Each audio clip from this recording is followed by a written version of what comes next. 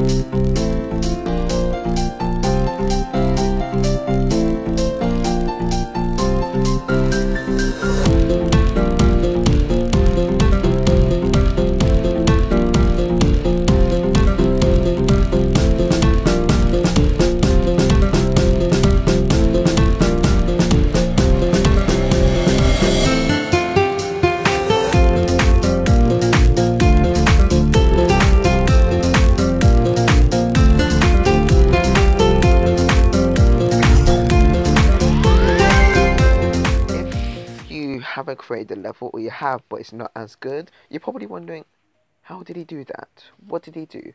And here I'm going to show you how. So this is what I just created, and I'm going to show you something very quickly on what I did. So if you see here, and if I show you properly,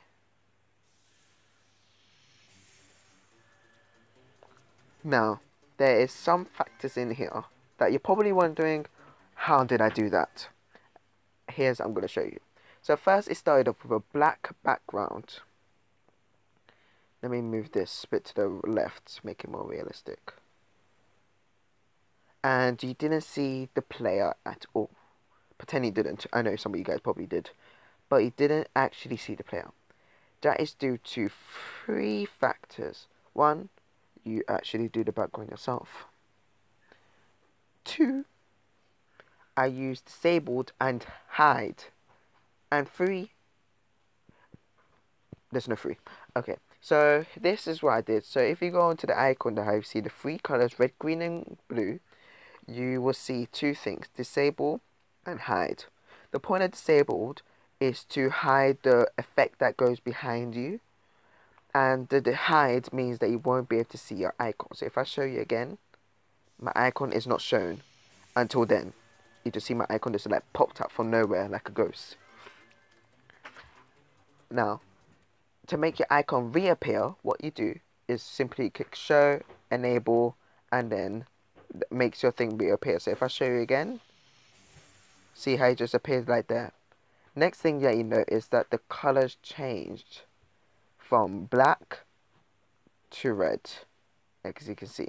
That is due to this background color right here, and the point of that is just to change the background or even the block itself, which I'm going to show you about. Oopsie daisy, which I'm going to show you about this one right here. So the background color, obviously you can change the background to any one you want, and what it does, it actually keeps that color forever until you have a different one of these, but a different color like white. So if I put it back to red, leave it like that, and that helps you change the color. The next thing I want to quickly show you is Hi YouTube. You probably wonder, how did I do that? So you know the orbs that you should jump with? These things? If you keep scrolling to the fourth one, you will see the hearts, potions, skull, coins, and an A button. You press the A button and you place it so you'll see an A. And you have your different fonts. If you go on font from 1, 2, 3, 4, 5, so I have a fancy font. Hi YouTube. And you click on it. And then when you click on it, you go on edit object and you see the word text. And then you'll be able to change the text to whatever you want. So I could change from hi YouTube to hello, and that's it. And oh, I just noticed something here. Glow, not glow. The glows that make it stand out more. Okay, so that is another thing they can use. Another thing you can actually use as well is when you go on this, and if I swipe it, edit object, and I put on 2, I'm going to show you the next thing that you can do, and that is linked to move. Move basically means moving, so you move the object wherever it is. So if I could put move there, and I put it here at least, to actually make the object move, you have to make the object you want to move a group number. So for example, as I put hi YouTube, I click edit group, and then I put add group ID 2. If for example you put random number by accident, click next 3 and you click the 3 group number, group ID that you haven't put down. So what you're going to do, you go on to click on edit object, and you're going to see this setup move command. I could put it like this: 50, 3 for example. Every 10 means a block. So if I put 50, it means 3 blocks. 55, 50 is 5 blocks, or 50 is 3 blocks. So if you put 50, it means going to go 5 blocks up high. If you put minus, it means you go down. X, if you go 10, it'll move 1 block to the right. Minus 10, 1 block to the left. Not that hard to remember. So, and don't forget, your target group ID has to match the group ID you want to move. So don't put a random one. Don't forget to change that. Okay, so if I go on this and I show you, see, it just moves instantly. So it goes up. Or you can make it come down to show you like, hello. Now, the next thing I want to show you is actually the pulse. The pulse is basically the same as color. However, you have a fade in, fade out, and hold. Even though color does have a fade in, but this one has a hold and fade out. And you can change it. This means that when you change the color, for example, to red, you can actually make it fade into black. Hold it for 10 seconds, then fade out back to the original color. So if I go on to this and explain what's happening, so as you can see, you slowly start to notice that the background starts to change red as the music goes along. And this is good because what you can do is start to put your blocks in and try and make it go along with the music. And you can make the blocks change color as well, which I'm going to show you next. As you just noticed there, I see start to change back to the original color now. So if I go back to the beginning, that's how it works. Now, while I was talking about making the color of the blocks change, this is basically using the same thing. However, you're not making this background. You're actually going to make the color ID be number 1. So color ID 1, that means the group ID is these blocks here. Also, what you can do, if I copy and paste this and put this up, what you can also do is change the ground as well. So I can put G1 as this. So as you can see, the blocks change color as well. See, with it as well, as you notice. So in terms of group ID 1, for example, these blocks are group ID 1. If I show you quickly, you can see I put it as group ID 1. Or I could put next available, which will go straight to 3, and then I'll change it. Then, when you do that, what you're going to do is you're going to click on edit object. I'm so dumb. You're going to go edit object. Sorry. And you're going to make sure you keep the same group color ID that you want it matched with the group ID. So the group ID for the bunch of blocks, the 6 blocks, was 1. So the color ID will be 1 because I want to change that color. You can click fade out to be long, fade out to be short. So I could put like 1 second and 31 milliseconds. You can change to any color, green. Where did I put? Now I kind of messed it up. There we go, somewhere like that. And then it will change to the specific color you want. And afterwards, you see it disappear.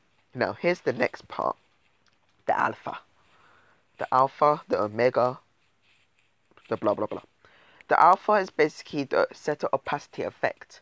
So it will change the opacity of a different object. So if I put a 0.3, you see it's still there, but it's lighter. If I put a full, it's still there, nothing changed. If I put on 0, however, it disappears. That's why some like other created levels, the masters, they always make the coins opacity 0 or a little faintly that you'll see it just when you pass it, for example. And I can show you how they do that. The way you put this depends on how quickly it will deselect. For example, if I put it here, it's fine, but it disappears later. But however, if I put it all the way here, it is already gone. If I put it here, it's still there. Okay, so that's how it works. So depending on how you put it is how quickly the effect will start. The next thing I wanted to show you is, if I'm correct, actually no, that's probably it, you know. Oh wait, is these. As you can see, you have different types of effect. These arrows shows how the blocks will move and how it reacts. So for example, with this one, if I quickly go, you don't really see it, but some of the blocks did move. Well, you can't see the blocks move because they're not long enough, fortunately. But if you saw my other created level, if you saw towards the end, like around, you know where the play button, the magnifying buttons are, that's where you saw the blocks moving upwards, so in left and right, and center.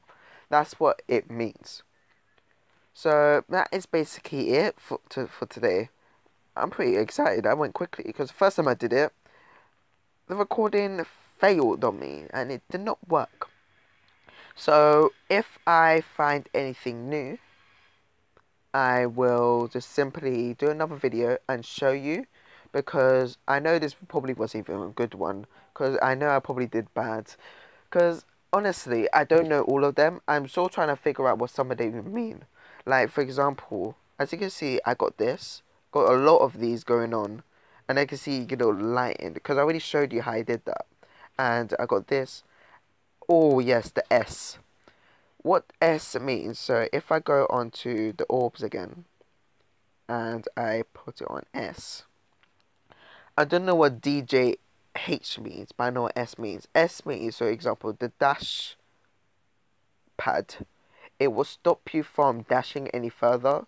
So if I just go through this quickly, so I can dash infinitely like this, however it stops me from dashing.